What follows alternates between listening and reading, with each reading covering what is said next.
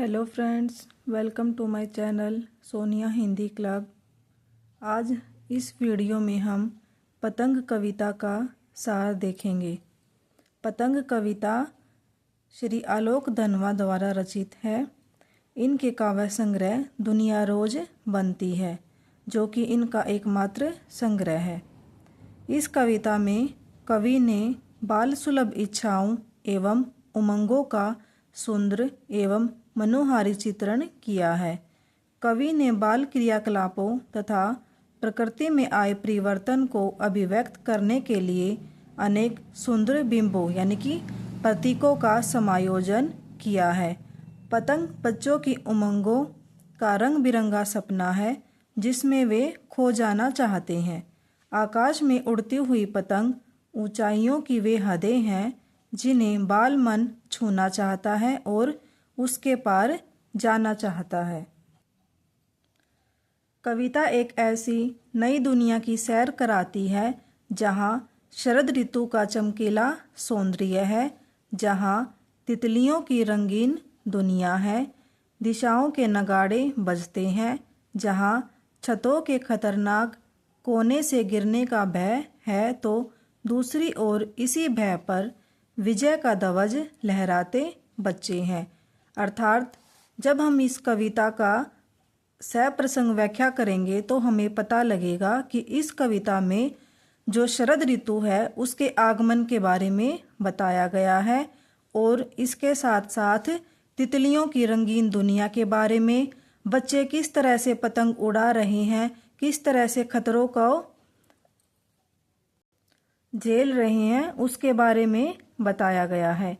ये बच्चे गिर गिर कर संभलते हैं तथा पृथ्वी का हर कोना इनके पास आ जाता है। वे हर बार नई पतंग को सबसे ऊंचा उड़ाने का हौसला लिए बादों के बाद शरद की प्रतीक्षा कर रहे हैं। इस कविता में जो भादो है वह तो अंधेरे का प्रतीक माना है, और जो शरद है उसको उजाले का प्रतीक माना है।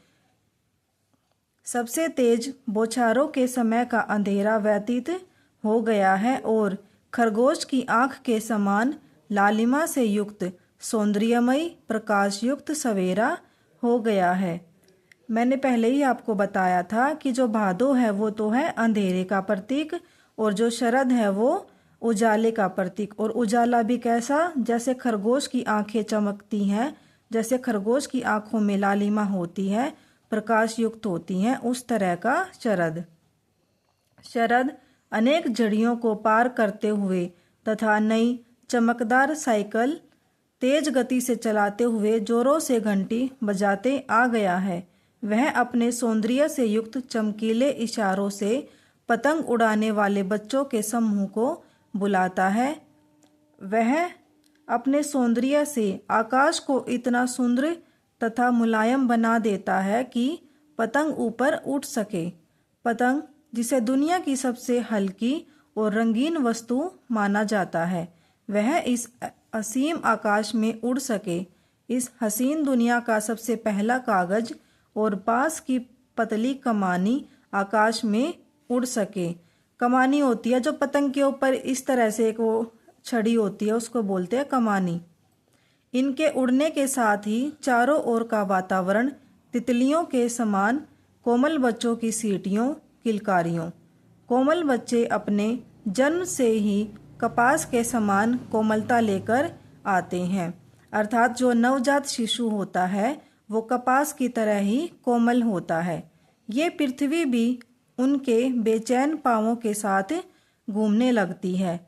जब ये बच्चे मकानों की छतों पर बेसुध होकर दौड़ते हैं तो छतों को नरम बना देते हैं। जब ये बच्चे झूला झूलते हुए आते हैं तो दिशाओं के नगाड़े बजने लगते हैं।